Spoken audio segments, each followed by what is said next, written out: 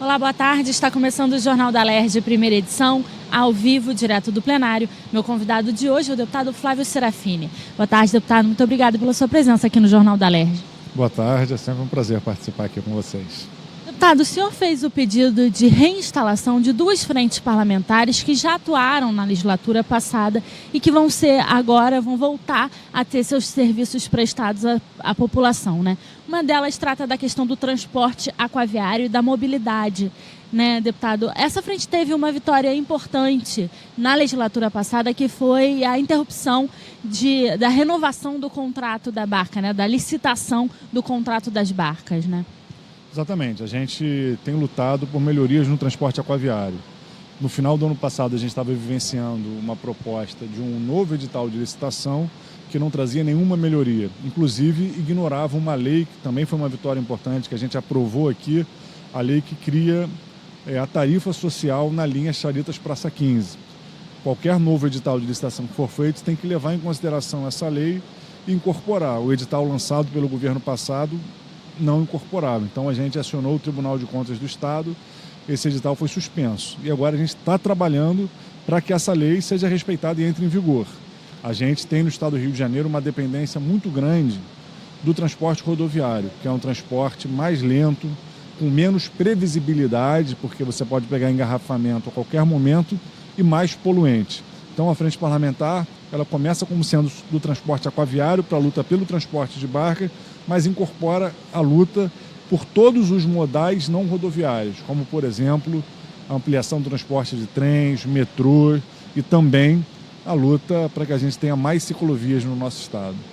Deputado, o senhor falou da questão da lei que foi aprovada aqui, da tarifa social aquaviária, lá na questão das Charitas Praça 15, né? É um catamarã, né, que passou a ser uma linha mais importante a partir do momento da abertura do túnel Charitas-Cafubá, que fez a ligação lá em Niterói, do outro lado, né, da Bahia, trazendo a população da região oceânica numa ligação mais fácil, né, até acesso a esse transporte. Então, essa tarifa precisa ser barateada para que essa ligação também possa valer a pena para a população, né? Exatamente. Uma tendência atual no planejamento urbano da mobilidade diz que você tem que evitar a concentração de fluxos. Por exemplo, você tem que evitar que a população que sai da região oceânica e vem para o Rio seja obrigada a passar pela zona sul de Niterói, pela zona central da cidade. Então, se você consegue ligar a região oceânica através do túnel à estação de barcas e facilitar um acesso ao Rio sem precisar concentrar o fluxo na cidade, isso tem um impacto não só para quem mora na região oceânica, mas para quem mora na cidade inteira e mesmo para quem usa a ponte Rio-Niterói vindo de outras cidades, que tem uma melhoria em todo esse fluxo. Então, a gente está trabalhando para que o túnel tenha um funcionamento mais rápido do sistema de transporte coletivo integrado à estação de Charitas e que a estação de Charitas coloque logo em vigor essa tarifa social que o governo nem a concessionária implementaram ainda. Então a frente parlamentar começa com esses desafios para fazer valer a tarifa social e fazer valer essa integração com o modal de ônibus que vai alimentar a estação de Charitas. O senhor falou, né, das outras cidades que acabam sendo prejudicadas com o trânsito de Niterói pela ponte, né? Caso de São Gonçalo, que era uma outra previsão na licitação anterior do contrato de barcas, né? Uma estação em São Gonçalo e que já tem mais de 20 anos e nunca saiu do papel, né, deputado? Exatamente. Temos aí já 21 anos, né, do contrato assinado quando a barca foi privatizada e até hoje não foi instalada essa linha. A gente também tem lutado, isso faz parte da agenda da frente com centralidade, já fizemos várias emendas parlamentares, audiências públicas, estamos acompanhando esse processo. O problema é que o governo do estado, para variar, fez um planejamento mal feito. Então comprou grandes embarcações que, se melhoraram o serviço no aspecto de aumentar o conforto, engessaram a lógica de que o serviço de barcas tem que se dar através de um fluxo de passageiros sempre muito alto. Eles argumentam que se coloca a estação em São Gonçalo e você tem uma divisão do fluxo de passageiros com Niterói, isso poderia tirar sustentabilidade econômica. Mas, claro, depois que você já comprou as embarcações de 2.000 lugares caras para operar, você não pode descentralizar. Aí você centraliza e obriga, por exemplo, que o morador de São Gonçalo perca 30 minutos a mais para chegar na estação de Barcas em Niterói, quando ele poderia partir de São Gonçalo e, com isso, ganhar 20 minutos do seu dia e, mais uma vez, em cada trajeto, e, mais uma vez, evitar a concentração dos fluxos que, nos horários de pico, impactam não só as cidades, mas toda a região metropolitana. Deputado, uma outra questão que a população e o usuário de barca costuma trazer bastante à frente parlamentar e às comissões da casa, não só em relação ao valor da tarifa, à prestação do serviço, é também em relação a, por exemplo, horários que foram extintos, como o da madrugada, por exemplo, que era um serviço importante para quem trabalhava à noite e que deixa de ter a partir da meia-noite, né?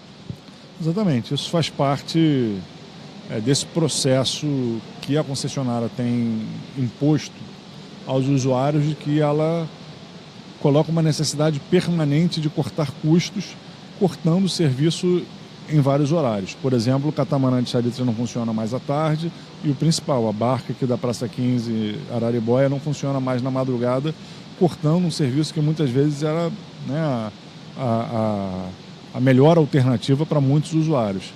A gente tem trabalhado, inclusive, para que um novo edital preveja como um dos critérios de escolha da empresa selecionada o retorno desses serviços, que são complementares. É importante a gente ter esse conjunto. Se a gente for no caso dos ônibus, os ônibus não podem, em nome do valor da passagem, cortar o serviço durante um horário. Quando o governo faz isso, ele acaba fazendo com que a população como um todo veja a barca como um serviço secundário, como se o principal fosse só o transporte rodoviário. Não, a gente tem que conseguir, mesmo que com horários limitados, fazer com que a barca seja sempre uma alternativa, para que a gente saia da cultura do transporte rodoviário. Deputado, tem bastante assunto para tratar nessa frente parlamentar, mas além da questão do transporte aquaviário, uma outra frente parlamentar que vai retomar os seus trabalhos é a que trata da luta antimanicomial, deputado. Uma outra questão que vem sendo bastante debatida aqui no parlamento, né? Exatamente, que ganha centralidade nesse momento. Por quê? Porque o debate da saúde mental, ele é um debate atravessado por uma luta para que os usuários dos serviços de saúde mental, as pessoas que têm transtornos, que precisam de acompanhamento permanente, tenham seus direitos respeitados.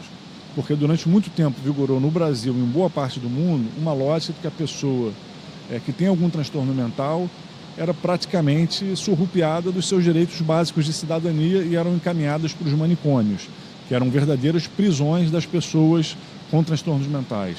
Tinham pessoas que iam para um manicômio ainda crianças e ficavam lá até morrer. Algumas morriam crianças, outras iam morrer na velhice, passando 50, 60 anos. A gente conseguiu mudar esse paradigma, aprovou uma reforma psiquiátrica no Brasil para que essas pessoas tivessem seus direitos respeitados, o modelo de atendimento ao transtorno mental fosse nos bairros, nos territórios, através de uma rede de atenção psicossocial, só que essa rede ainda é insuficiente. Não chega em vários lugares, não tem os dispositivos necessários para atender às diferentes demandas, né, desses usuários. Então, a gente tem sempre ainda pairando o modelo manicomial. E, infelizmente, nos últimos 2 anos, a gente tem assistido a uma série de medidas no Ministério da Saúde que parecem querer reintroduzir o modelo manicomial, que ele passa a ter como centralidade a hospitalização do que esse acompanhamento permanente e territorializado nos bairros, fazendo com que as pessoas possam viver com as suas famílias, não precisem estar sob internação para estar sob cuidados na saúde mental. Uma outra questão em relação a essa que tem sido bastante discutida também é o fechamento de leitos em hospitais gerais para esse tipo de atendimento também, quando necessário, né, deputado? Exatamente. Dentro da proposta da reforma psiquiátrica, a gente fechava os hospitais psiquiátricos, garantia atendimento psiquiátrico nos hospitais gerais, como a gente tem para as diferentes modalidades médicas, diferentes especialidades, e a gente tinha essa rede de atenção psicossocial sendo o carro de frente da organização do sistema, assim como a gente tem hoje, né, na saúde básica, né, as clínicas da família, né, fazendo esse trabalho territorializado. Essa é a mesma concepção da saúde mental, com atendimento multidisciplinar.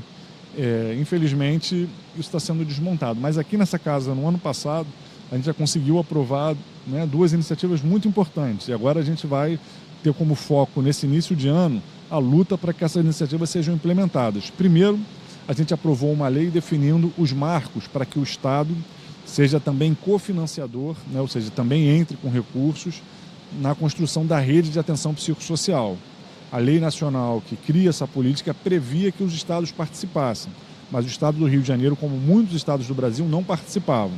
A gente estabeleceu uma lei dizendo como que o estado vai participar, mas a gente sabe que o estado do Rio está em crise e não necessariamente iria destinar dinheiro para isso. Mas no final do ano passado, quando a gente aprovou a prorrogação do Fundo Estadual de Combate à Pobreza, a gente conseguiu aprovar uma emenda que destina um pequeno percentual do fundo para financiar esses dispositivos da RAPS, né? Principalmente os dispositivos mais importantes e mais caros, que são os CAPS 3, que são centros de atenção psicossocial que funcionam 24 horas, então tem capacidade de pegar um paciente, né, que esteja com crise na sua casa, que esteja num processo mais complexo, ele vai até o CAPS e assim prescinde de uma internação hospitalar para reestabilizar seu quadro. As residências terapêuticas, que são casas assistidas para esses pacientes que estão há muitos anos internados em hospitais psiquiátricos, que perderam o seu convívio familiar. Exatamente, eles vão para uma casa assistida, alguns conseguem voltar para suas famílias depois, mas outros ficam ali até o final da vida. Esses pacientes nas residências terapêuticas recuperam a cidadania, recuperam liberdade, recuperam saúde e são muito mais baratos do que o valor de um leito psiquiátrico. Não teria preço você reconstruir a liberdade de uma pessoa que ficou há anos num manicômio. Mas mesmo do ponto de vista da gestão pública, é mais barato um paciente na residência terapêutica do que um paciente no manicômio. Deputado, bastante trabalho para essa legislatura, né? Com certeza. Estamos começando o ano animados, conseguimos essas vitórias no ano passado e agora vamos lutar para que elas entrem em prática. Deputado, muito obrigada mais uma vez pela sua participação aqui no Jornal da Alerj. Boa tarde. Boa tarde, obrigado. Na pauta de hoje aqui no plenário você vai acompanhar a votação de um projeto da ex-deputada Claise Maria Zito, que cria uma política estadual para a prevenção e combate ao uso do crack. Ainda na pauta, um outro projeto do ex-deputado Robson Leite, que quer permitir a apresentação de artistas de rua em praças, anfiteatros, entre outros. Essa proposta está em segunda discussão e, se for aprovada, segue direto para a sanção ou veto do governo. Você acompanha ao vivo aqui pela TV Alerj a partir das 3 da tarde a votação desses e de outros projetos. Tudo que foi notícia no Parlamento Fluminense você pode assistir na segunda edição do Jornal da Alerj, que começa às 9h30 da noite. E na próxima terça-feira, a partir das 2h40 da tarde, eu estou de volta com os projetos da Ordem do Dia. TV Alerj, o canal do povo fluminense. Até a próxima!